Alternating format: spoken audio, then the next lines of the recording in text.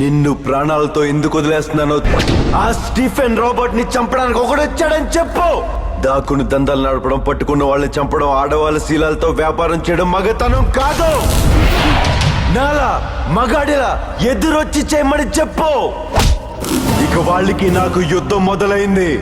వాళ్ళని నా నుంచి తప్పించుకోమను. కుదరదు.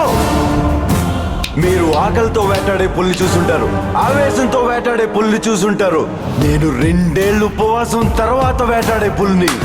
దానికి ఆహారం ఇప్పుడే ఫిక్స్ అయింది. రేపు 5 గంటలకి మీ ఏరియాకి వస్తా. మీరు వచ్చినా చంపేస్తా, రాకపోయినా చంపేస్తా. ఇప్పుడు నువ్వు వెళ్ళి స్టీఫెన్ రాబర్ట్స్ కి చెప్తావు.